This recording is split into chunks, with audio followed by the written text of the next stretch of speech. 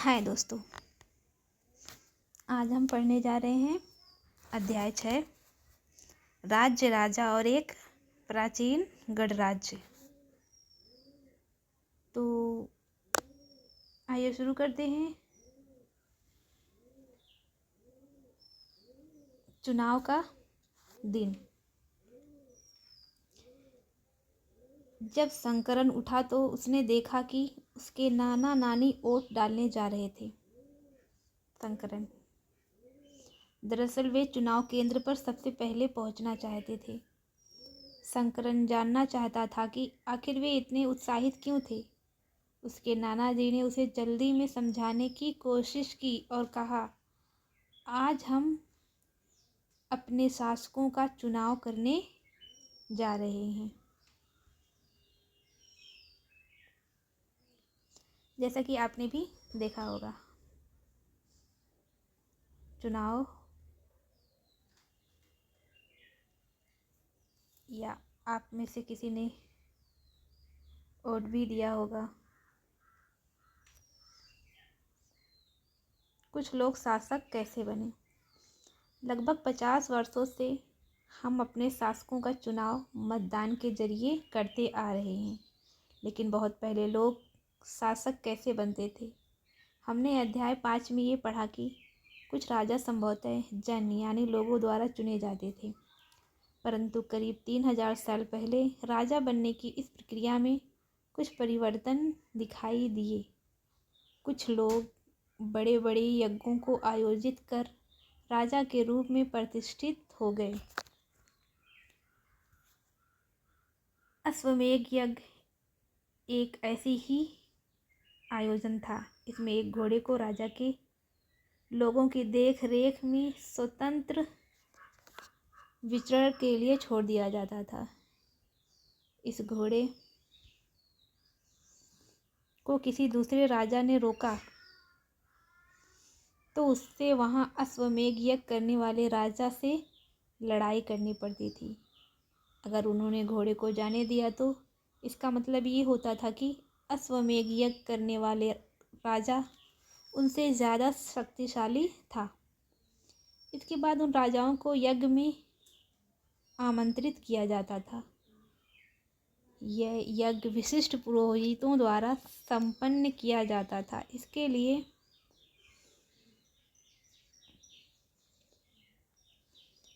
उन्हें उपहारों से सम्मानित किया जाता था। अश्वमेध यज्ञ करने वाला राजा बहुत शक्तिशाली माना जाता था। यज्ञ में आमंत्रित सभी राजा उसके लिए उपहार लाते थे। इन सभी आयोजनों में राजा का मुख्य स्थान होता था। उसे राज सिंहासन या बाघ की खाल के एक विशेष आसन पर बिठाया जाता था। युद्ध क्षेत्र में राजा का सारथी ही उसका सहचर होता था। यज्ञ के अवसर पर वह राजा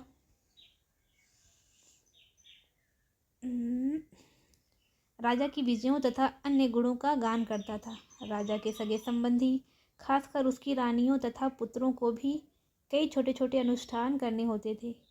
अन्य सारे आमंत्रित राजाओं का काम सिर्फ बैठकर यज्ञ की पूरी प्रक्रिया को देखना भर था। राजा के ऊपर पुरोहित पवित्र जल के छिड़काव के साथ साथ अन्य कई अनुष्ठान करता था। विष अथवा वैश्य जैसे सामान्य लोग उपहार लाते थे, जिन्हें पुरोहित शूद्र मानते थे। उन्हें कई अनुष्ठानों में शामिल नहीं किया जाता था। इस यज्ञ में उपस्थित होने वालों की एक सूची बनाओ। पैसे के आधार पर वहाँ कौन कौन से वर्ग शामिल थे। वर्ण किसे कहते हैं। इस समय उत्तर भारत में, खासकर गंगा यमुना क्षेत्र में कई ग्रंथ रचे गए।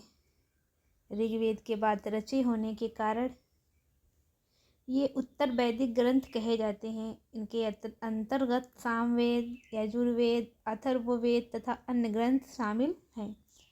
पुरोहितों द्वारा रचित इन ग्रंथों से विभिन्न प्रकार के अनुष्ठान और उनके संपादन की विधियां बताई गई हैं। इनमें सामाजिक नियमों के बारे में भी बताया गया है।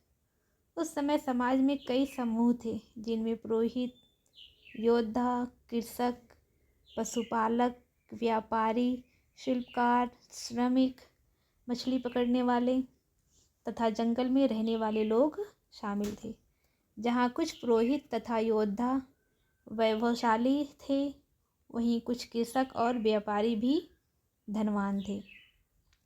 दूसरी ओर पशुपालक, शिल्पकार, श्रमिक, मछली पकड़ने वाले, शिकारी तथा भोजन संग्राहक निर्धन थे, यानी गरीब थे। पुरोहितों ने लोगों को 4 वर्गों में विभाजित किया, जिन्हें वर्ण कहते हैं। उनके अनुसार प्रत्येक वर्ण के अलग अलग कार्य निर्धारित थे। पहला वर्ण ब्राह्मणों का था। उनका काम वेदों का अध्ययन, अध्यापन और यज्ञ करना था, जिसके लिए उन्हें उपहार मिलता था। दूसरा स्थान शासकों का था, जिन्हें क्षत्रिय कहा जाता था। उनका काम युद्ध करना और लोगों की रक्षा करना था। तीसरे स्थान पर ऋषि या वैश्य थे। इनमें कृषक, पशुपालक और व्यापारी आते थे। क्षत्रिय और वैश्य दोनों को ही यज्ञ करने का अधिकार प्राप्त था। वर्णों में अंतिम स्थान शूद्रों का था। इनका काम अन्य तीनों वर्णों की सेवा करना था। इन्हें कोई अनुष्ठान करने का अधिकार नहीं था। प्रायः औरतों को भी शूद्रों के समान माना गया। महिलाओं तथा शूद्रों को वेदों के अध्ययन का अधिकार नहीं था।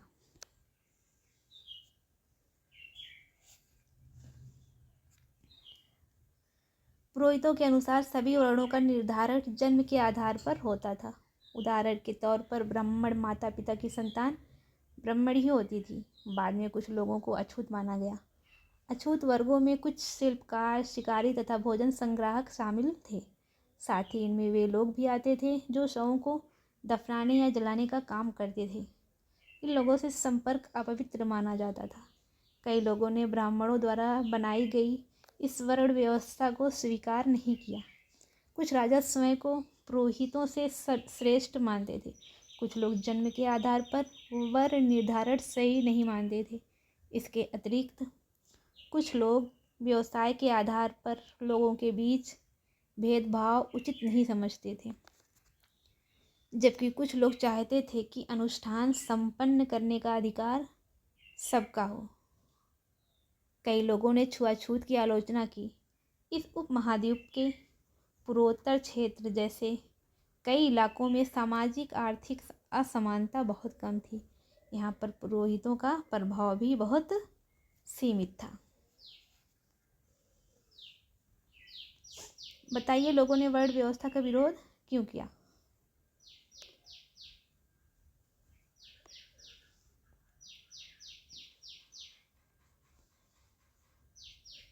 जनपद, आइए देखते हैं। जनपद महायज्ञों को करने वाला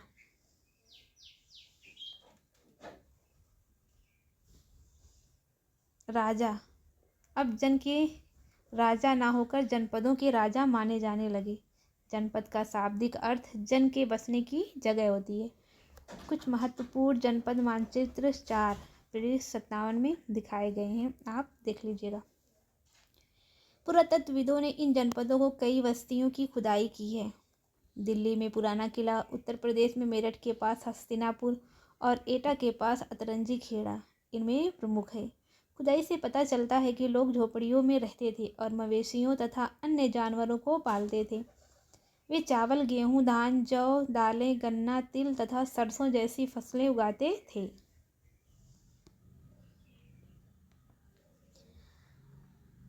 अब चित्र में यहाँ पे एक बर्तन देख सकते हैं जिसे धूसर पात्र कहा जाता है। अब यहाँ पे क्या इस सूची में तुम्हें किसी ऐसी फसल का नाम मिला जिसका उल्लेख अध्याय 4 में नहीं है? आप इस सूची में देखिए और पता लगाइए कि अध्याय 4 में आपने जो पढ़ा क्या किसी ऐसी फसल का नाम उसमें था।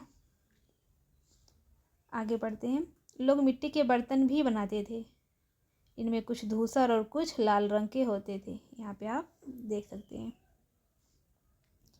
इन पुरास्थलों में कुछ विशेष प्रकार के बर्तन मिले हैं जिन्हें चित्रित धूसर पात्र के रूप में जाना जाता है। जैसा कि इसके नाम से ही स्पष्ट है कि इन बर्तनों पर चित्रकारी की गई है। ये आमतौर पर सरल रेखाओं तथा ज्यामितीय आकृतियों के रूप में है। आप यहाँ पे देख सकते हैं चित्र, दूसरा चित्र यहाँ पे बने हुए हैं।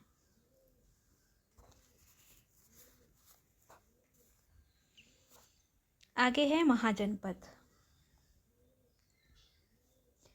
करीब 250 साल पहले कुछ जनपद अधिक महत्वपूर्ण हो गए, उन्हें महाजनपद कहा जाने लगा। मानचित्र 4 में कुछ महाजनपदों को दिखाया भी गया है। अधिकतर महाजनपदों की एक राजधानी होती थी। कई राजधानियों में किलेबंदी की गई थी, अर्थात इनके चारों ओर लकड़ी, ईंट या पत्थर की ऊंची दीवारें बनाई गई थी। ऐसा लगता है कि लोगों ने अन्य राजाओं के आक्रमण से डरकर अपनी सुरक्षा के लिए इन किलों का निर्माण किया। कुछ राजा अपनी राजधानी के चारों ओर विशाल, ऊंची और प्रभावशाली दीवार खड़ी कर अपनी समृद्धि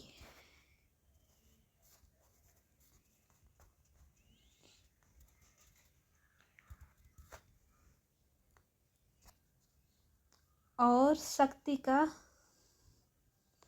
प्रदर्शन भी करते थे। इस तरह से किले के अंदर रहने वाले लोगों और उस क्षेत्र पर नियंत्रण रखना भी सरल हो जाता होगा। इस तरह की विशाल दीवार बनाने के लिए व्यापक योजना की आवश्यकता थी और लाखों की संख्या में ईंटों तथा पत्थरों का इंतजाम करना पड़ता था। हजारों स्त्री, पुरुषों तथा बच्चों ने इसके लिए अथक परिश्रम किया होगा। इनके लिए संसाधनों की आवश्यकता पड़ती होगी। अब राजा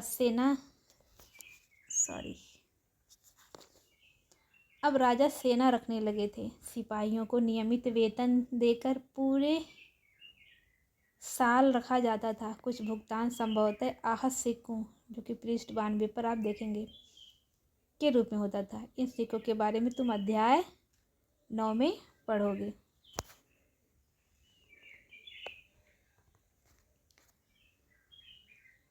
अब यहाँ पे आप ऊपर चित्र देख सकते हैं। मानचित्र 4, महत्वपूर्ण जनपद, महाजनपद और नगर आप यहाँ पे देख सकते हैं।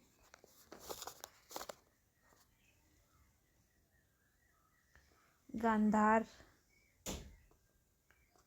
ये एक जनपद, महाजनपद है। वैशाली, मगध, यहाँ पे कौशाम्बी, उज्जैन, ये सब आप चित्र में देख सकते हैं। ये नदियाँ हैं गोदावरी, कृष्णा और तुंगभद्रा, पेन्नार नदी। किसी भी कंपटीशन की अगर आप तैयारी कर रहे हैं तो ये मानचित्र बहुत ही इम्पोर्टेंट है, आप इसको ध्यान से देख लीजिए।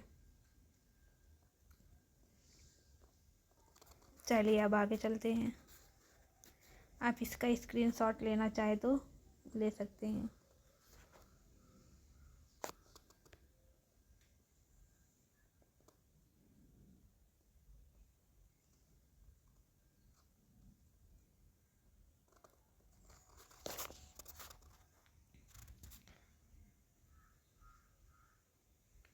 यहाँ पे कौशाम्बी किले की एक दीवार है, आप इसको भी देख सकते हैं, जिसका निर्माण 2500 साल पहले हुआ था। आगे पढ़ते हैं। महाजनपदों के राजा ऋग्वेद में उल्लिखित राजाओं से किस प्रकार भिन्न थे?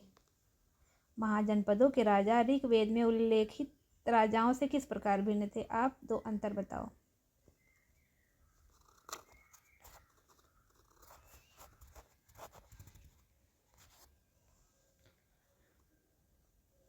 आगे पढ़ते हैं। कर। महाजनपदों के राजा विशाल किले बनवाते थे और बड़ी सेना रखते थे, इसलिए उन्हें प्रचुर संसाधनों की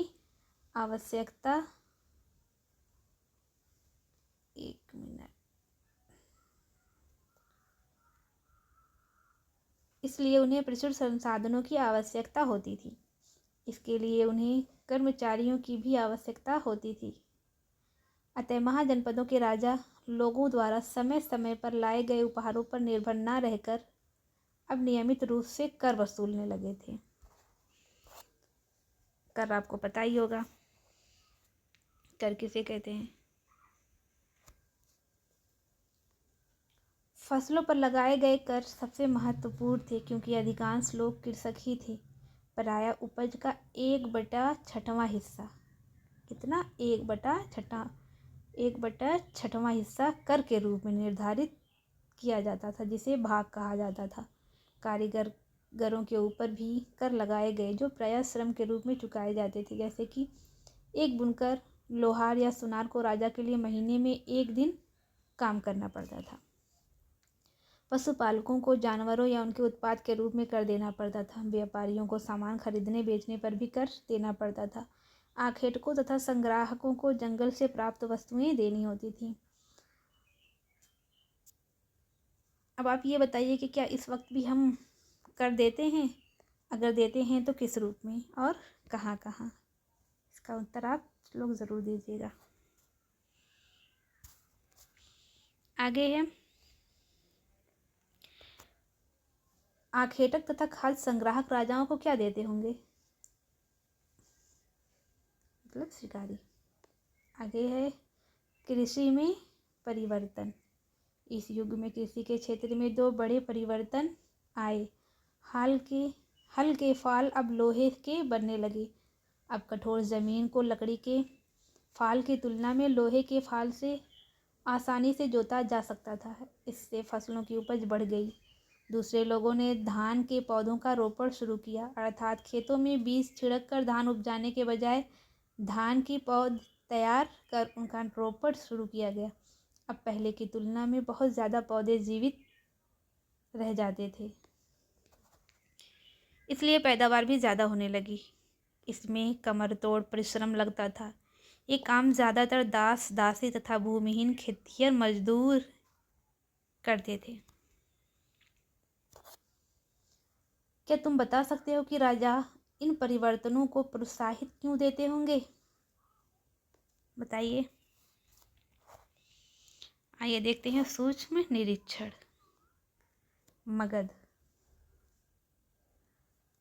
अपने मानचित्र 4/57 में मगध ढूंढो। आपने देखा होगा ऊपर। लगभग 200 साल पहले के भीतर मगध सबसे महत्वपूर्ण जनपद बन गया। गंगा और सोन जैसी नदियाँ मगध से होकर बहती थी। ये यातायात, जल वितरण और ज़मीन को उपजाऊ बनाने के लिए बहुत महत्वपूर्ण थी। मगध का एक हिस्सा जंगलों से भरा था। इन जंगलों में रहने वाले हाथियों को पकड़कर और उन्हें प्रशिक्षित कर सेना के काम में लाया जाता था। यही नहीं, जंगलों से घर, गाड़ियाँ तथा रथ बनाने के लिए लकड़ी मिलती थी। इसके अलावा इस क्षेत्र में लौह अयस्क की खदानें हैं। मजबूत औजार और हथियार बनाने के लिए बहुत उपयोगी थे।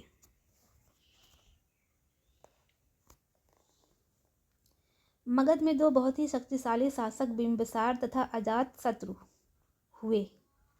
अन्य जनपदों को जीतने के लिए हर संभव साधन अपनाते थे। महापद्मनंद एक और महत्वपूर्ण शासक थे।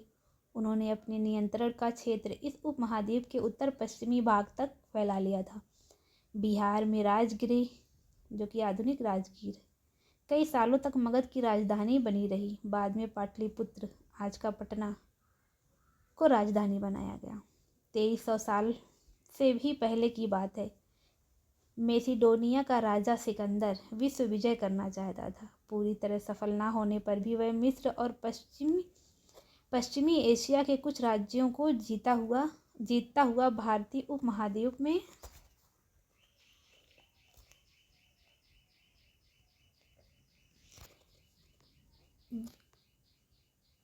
व्यास नदी के किनारे तक पहुंच गया। जब उसने मगध की ओर कूच करना चाहा तो उसके सिपाहियों ने इनकार कर दिया। वे इस बात से भयभीत थे कि भारत के शासकों के पास पैदल, रथ और हाथियों की बहुत बड़ी सेना थी। इन सेनाओं और ऋग्वेद में उल्लेखित सेनाओं के बीच तुम्हें क्या अंतर दिखता है? आप बताइएगा। वज्जीगढ़ राज्य। अब आगे का है वज्जी। जैसा कि तुमने ऊपर पढ़ा, मगध एक शक्तिशाली राज्य बन गया था। उसके नज़दीक ही वज्जी राज्य था, जिसकी राजधानी वैशाली, जो कि बिहार में है, थी। यह एक अलग किस्म की शासन व्यवस्था थी जिसे गढ़ या संघ कहते थे। गढ़ या संघ में कई शासक होते थे। कभी कभी लोग एक साथ शासन करते थे, जिसमें से प्रत्येक व्यक्ति राजा कहलाता था। ये सभी राजा विभिन्न अनुष्ठानों को एक साथ संपन्न करते थे। सभाओं में बैठकर ये बातचीत, बहस और वाद विवाद के जरिए तय करते थे कि क्या करना है और क्या नहीं करना है, क्या करना है और किस तरह करना है। शत्रुओं के आक्रमण से निपटने के लिए वे मिलकर चर्चाएं करते थे। स्त्रियां, दास तथा कामकार इन सभाओं में हिस्सा नहीं ले सकते थे। यहाँ पे आप गढ़ तथा संघ की शब्दावली देख सकते हैं। गढ़ शब्द का प्रयोग कई सदस्यों वाले समूह के लिए किया जाता था। गढ़ मतलब कई सदस्यों के समूह को, और संघ अर्थात संगठन या सभा कहलाती थी।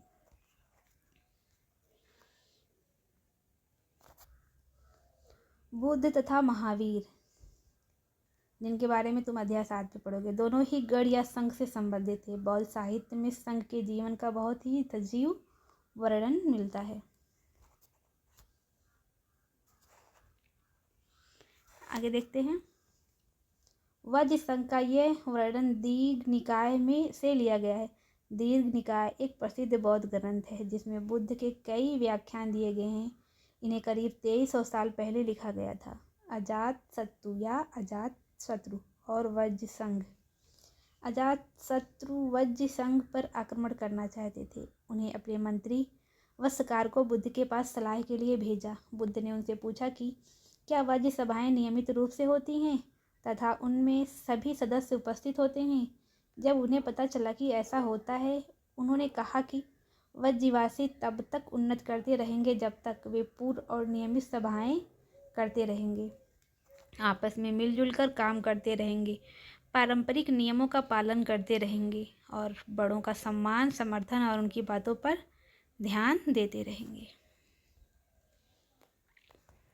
वज्र महिलाओं के साथ जोर जबरदस्ती नहीं करेंगे और उन्हें बंधक नहीं बनाएंगे। शहरों तथा गांवों में चैत्यों का रखरखाव करेंगे। विभिन्न मतावलंबी संतों का सम्मान करेंगे और उनके आने या जाने पर कोई रोक नहीं लगाएंगे। आगे है वज्र संघ अन्य महाजनपदों से कैसे भिन्न था। कम से कम 3 अंतर बताओ। वज्र संघ अन्य महाजनपदों से कैसे भिन्न था।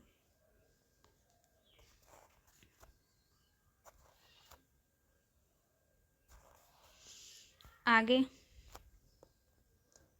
कई शक्तिशाली राजा इन संघों को जीतना चाहते थे। इनके बावजूद उनका राज अब से लगभग 1500 साल पहले तक चलता रहा।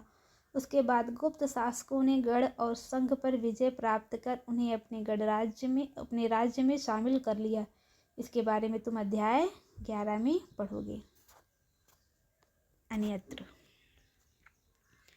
ये है एटलस का काम, जो कि आप अपने मानचित्र में देख सकते हैं। यहाँ पे अपने एटलस में यूनान और एथेंस को ढूंढो। लगभग 2500 साल पहले एथेंस के लोगों ने एक शासन व्यवस्था की स्थापना की जिसे प्रजातंत्र या गणतंत्र कहते हैं। ये व्यवस्था लगभग 200 सालों तक चली। इसमें 30 साल के ऊपर के उन सभी पुरुषों को पूर्ण नागरिकता प्राप्त थी जो दास नहीं थे। वहाँ एक सभा थी जो महत्वपूर्ण विषयों पर निर्णय लेने के लिए साल भर में कम से कम 40 बार बुलाई जाती थी। इस सभा में सभी नागरिक भाग ले सकते थे। शासन के कई पदों पर नियुक्तियां लॉटरियां द्वारा की जाती थी। सभी नागरिकों की सेना और नौसेना में अपनी सेवाएं देनी होती थी। औरतों को नागरिक का दर्जा नहीं मिलता था।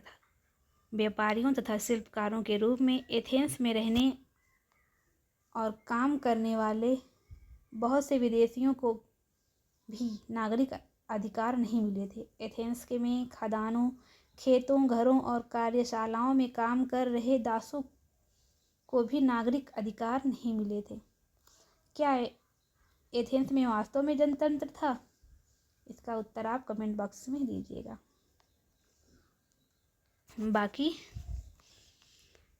कल्पना करो, वैशाली के उस सभागार में तुम अंदर झांक रहे हो जहां मगध के राजाओं द्वारा आक्रमण का सामना करने के विषयों पर चर्चा की जा रही है। तुमने क्या सुना? बताओ। यहाँ पे कुछ उपयोगी शब्द हैं, आओ याद करें। यह प्रश्न उत्तर है जिसकी हम अलग से एक वीडियो बनाकर इस पर चर्चा करेंगे।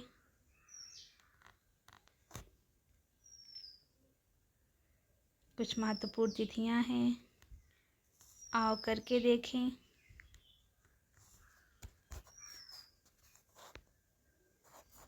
इसके बाद है अध्याय 7, नए प्रश्न नए विचार। अभी हम क्लास 6 हिस्ट्री पढ़ रहे हैं, जो कि किसी भी कम्पिटिटिव एग्ज़ाम की तैयारी के लिए बहुत ही महत्वपूर्ण है। इसको पढ़ के आप अपना बेस मजबूत कर सकते हैं। इसलिए NCERT 6 to 12 is very important. तो फिर कल हम फिर मिलेंगे एक नए चैप्टर के साथ और एक नई शुरुआत के साथ। धन्यवाद।